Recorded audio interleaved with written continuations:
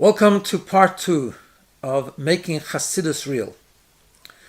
This is a new series where we're trying to have a look at some of the lofty ideas of Chassidus and clarifying them a little bit and seeing how they apply to us in a careful way. So today, I want to discuss the concept of Bitul. What is Bitul? For some people it seems a bit scary, for others it seems a little bit negative, but it's a fundamental concept in Chassidus. And therefore, it's something we shouldn't be scared of talking about.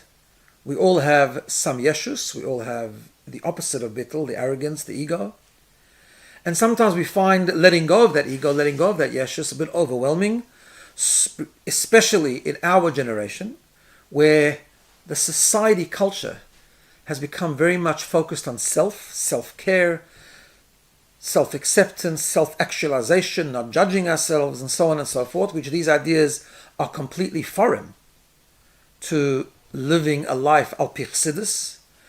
We know that in Chassidus, the ich, the I, is something very looked down upon, so to speak, which becomes very at odds with modern day thinking, and therefore it becomes an overwhelming subject, where it leads to, and I think recently what's happened sometimes is that there's a tendency to redefine the concept of Bitul, to make it more positive, to make it more attractive, to make sure it doesn't sort of lose the self in the process, which of course is not really what Bitul is. So before we talk about it, I want to just note, this is a very, very big concept in Chassidus. Today we're going to just highlight some very, very basic ideas. Of course, the purpose of the series is not a Chassidus shir. We're not going to go into the multiple levels of the madregas in Bitul and the way the Rebbe takes him to a tremendously deep level and so on and so forth. It's basic discussion on the basic traditional concept of what Bitul means. Hopefully next week we'll break it down a little bit, also give some more examples. So today we're going to talk about the concept. Next week a little bit sort of talk about more examples of what it actually means in our own life. But like we talked about last week, the key to understanding Chassidus and to making it real is really to talk about an idea first in the head, the hashkafa, undiluted, in an authentic, real way, not to worry about how it interacts with our own nefesh habamis, so to speak. And then to develop that perspective, and then if we don't end up applying it all, but we do take some inspiration from it, and it guides us and it impacts us, and we realize that we're not able to reach all the high madregas as we explained last week, but we can develop a perspective, and it can definitely have an effect on the way we live. So we all have yeshus, we all have the opposite of Bitul, and we need to acknowledge that, and it doesn't make us bad people, although yeshus itself is a negative thing. Let me just share with you a story that I heard from a Motel Kazlida. An elder chassid used to come to Australia, and he fabrang, then he told the following story. He said there was a chassid in Russia who, because in Russia everyone had to work under communism, he had a factory, and the factory employed some Chassidish Yidden. And one day during lunchtime, he comes out and he sees, there's a lunch break, he sees the Chassidim, his employees, are sitting and fabranging, and he lost his temper. He started screaming at them, "What are you doing? It's dangerous, you're going to make us all be sent to Siberia," and so on and so on. And he goes on for 10 minutes berating and screaming at them, and then calms down and he leaves. A few minutes later, he comes back with a bottle of mashka. And he said, "Here, mashka for the fabrengen." So they look at him as if he's gone crazy. He said, "Like, you just finished screaming at us, and now what?" And he says, "What don't you understand? When I screamed at you, it was my nefesh habamis. I haven't transformed it yet. My nefesh habamis was scared. My nefesh habamis didn't like the fact you were fabrenging. So I exploded. I gave in to my nefesh habamis this time. But I also have a nefesh lekis, and I have a chassidish chinuch. And when I was educated as a chassidish boy, I was taught that when chassidim fabreng, you have to give them fabraisam."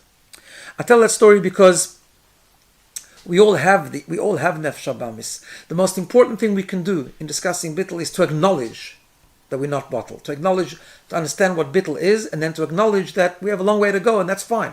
Because that in itself, acknowledging that we have a yeshus and that sometimes we do things that are coming from our yeshus, and maybe we have to work with that a little bit, is the first step to understanding the concept of Bitul. So the nefesh habamis, of course, is the cause of yeshus. This is a basic idea of Chassidus. It comes from Tanya. We all have a nefesh habamis. It's got nothing to do with the experiences that happen in life. But by default, we're all born with a nefesh habamis, and unless we're a tzaddik, as Tanya explains, that can transform it, we all have some degree of gaiva and ispoirus, as it says in Tanya, they come from the nefesh habamis. Now, the concept of Yeshus is different to everything else, and this is something that's explained often, particularly in the Mamorim of Purim, where it talks about Amalek, for example, where we learn that gaiva, Yeshus, is different to other bad midas. Other bad midas can have birur, they can be channeled, they can be refined. The bad part can be taken out and they can be used for something good. In other words, there's good and there's bad, which you have to sift it out and be mavara them. When it comes to Yeshus, when it comes to gaiva, which Chassidus compares to Amalek, it's Reishis Goyim Amalek Vacharise Adi Oived, we know that it has no birur. It needs to be wiped out, it needs to be broken, it needs to be eradicated. Which really what that means is, it means to be really bottle means to completely surrender, to lose the sense of self, to be bottle betachlis, to understand that there's no independent existence outside of the Eibishter, that we really are nothing, that we really are completely bottle, and so is the world. Kula kamei kala chashiv. It's all completely bottle betachlis. Which of course, and we're being very brief here, everything needs elaboration, but for the sake of just being at the Kitzur, this is the idea of matzah. Matzah, we know, is the idea of Bitul, where there's no Yeshus, and we get taught that the whole idea of matzah is that if you have a mashahu chametz, if you have some feeling of self, that's chametz, that's not matzah. To be matzah, to be a kosher matzah, to be makayim the mitzvah, there must be no rising, there must be no feeling of Yeshus altogether. We find this in one of the Rebbe's Sefers where he talks about Yaakov Avinu, that only Yaakov Avinu served the Eibishter when he was in the house of Lavan in a really negative environment, was to be completely bottled to Hashem, which is why his main involvement there was tzoin, was sheep. Sheep, he explains over there in that Sikha, is a symbol of Bitul, a symbol of total surrender. That's always the symbol, the imagery of the concept of sheep. Now, what does that mean? Does that mean, therefore, when we become totally bottled, does that mean that we're nothing? Does that mean that Bitul means that first of all, it doesn't mean that we're nothing. It means we're actually not a metzias, an independent metzias. In fact, when we reach a level, not that we can reach it, but the level that is reached where we're totally bottled to the Eibishter actually means that we lose our complete self. And what are we? We're actually a part of a greater reality. We're part of the Eibishter. Everything's part of Hashem. The world is bottled to Hashem, like it says in Tanya, like the shemesh, like the rays of the sun in the sun. They're there, but they're not something separate. They are completely part of the greater metzias of Hashem, the great existence of Hashem Himself. So that's what Bitul is. Bitul does not mean a balance between self and being humble. It's not just humility. True Bitul, of course, it brings humility, but the true concept of Bitul is getting rid of the ich, getting rid of the self completely. That's what it is. Now, what does that mean?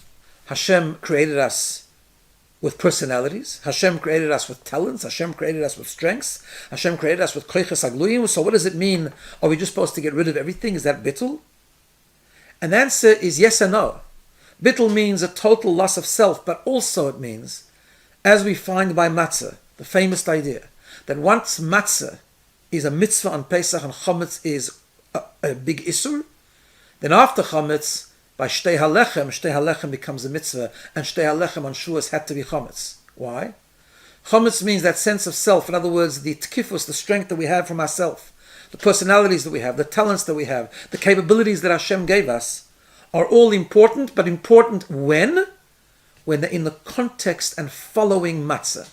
In other words, when we first reach the level, we get rid of self completely, then we have to reintroduce, so to speak, the concepts, the things that Hashem has given us, to use them to serve Hashem. Hashem wants us to use our strengths. He wants us to be strong. He wants us to use our thinking, our power of thinking, to understand the Torah. He wants us to use our personalities that He gave us to do good. He wants us to have the strength to stand up to evil, to stand up to Klippa, to stand up to the world. He wants us to be somebody, but that somebody is only in the context of, because that's the will of Hashem. Let me demonstrate that with a little story.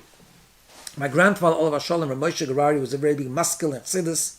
He once came to the Rebbe, and I believe it was a Purim Fabrengen, where, in the early days, people would talk to the Rebbe in the Farbrengen, and he said to the Rebbe, he wants a bracha, a mizal gloiben, that we should believe, to have a munah, because he says, verstehen, versteht man gar nicht. To understand, we understand nothing.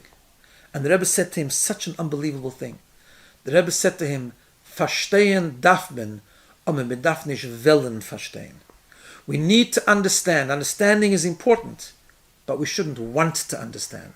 In other words, we should be completely bottled to the Eibishter. Our existence should be just to fulfill the Ratzon Hashem.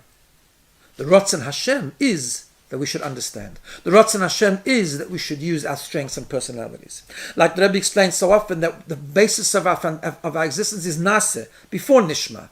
Naseh means we're just completely bottled to Hashem. We'll do whatever Hashem wants us to do. That's why we exist. But the Nishma is important, because Hashem wants us to understand. Therefore, it's not just Naseh alone, it's Naseh v'in Nishma. Or like going back to the concept of Chametz and Matzah.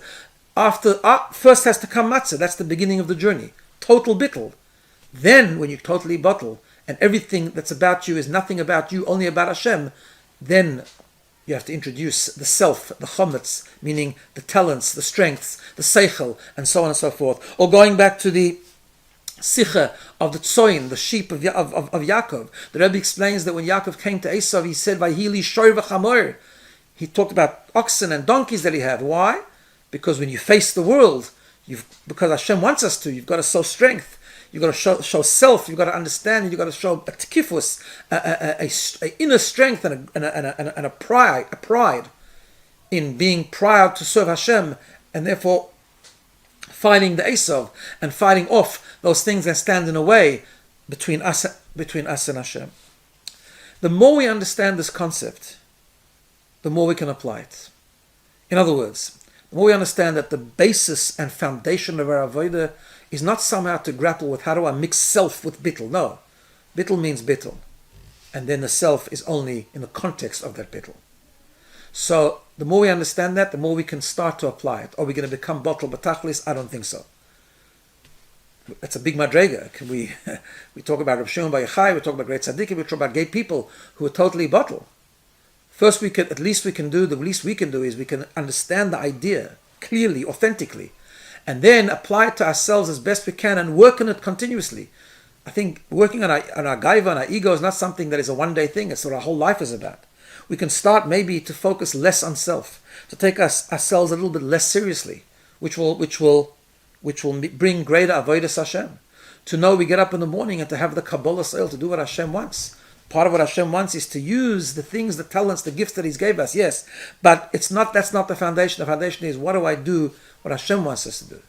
And if someone says something to me that I don't like, I don't walk around insulted for 6 weeks, but I get over it because it's not about me. As the Gemara says, one of the greatest things is shomin charpasan ve'ein meshivin. If someone hears the insult from someone else and doesn't respond, but at the same time it means that we treat other people properly. We don't insult other people because we're not spreading ourselves over the whole base medrash, as the Tzemach Tzedek said to the person who complained that he's being trodden on. He said, "Wer heißt dir versprechen sagt, don't spread yourself, don't make the whole world about you." Understand the idea of Bitul. Try at least understand that when you feel threatened or you feel like you want to do something that's not right, at least acknowledge that it comes from our Yeshus. We can acknowledge, at least we know where it comes from. And then work with it a little bit, even though if you don't feel bottled, but at least we know that it's coming from the Nefesh HaBamis, not from the Nefesh Elokis. We can start maybe to take on things or to do things even if it's not comfortable. Sometimes people think, I am who I am, this is not comfortable for me. But step by step, not everything at one time, but step by step, to take upon little things that are hard for us. Because we realize it's not about us, it's about serving Hashem. And there's so many examples. But the foundation is first to understand the concept of Bitul properly.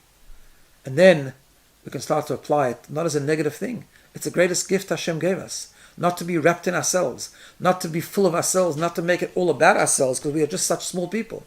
But Hashem gave us the opportunity that when we put ourselves to a side, we can connect with Him, we can do what He wants. We can connect to so much greater. Bitul is not a negative thing, chas v'sholem. Bitul is a beautiful thing. To apply it is very difficult because we have a nefesh habamis that is self-centered, And we have a Nefesh Abamis that today is so influenced and impacted upon by the distorted perspectives of Welt. But we can learn about it, we can understand it in its purest form, and then a little bit we can use it to make a dent in the way we serve Hashem each and every day. Next week, I think it's such an important topic. I'm going to do part 2 on this because I think it needs a bit more talking about and a bit more explanation of what it actually means and how we can apply it. Have a wonderful day, everyone.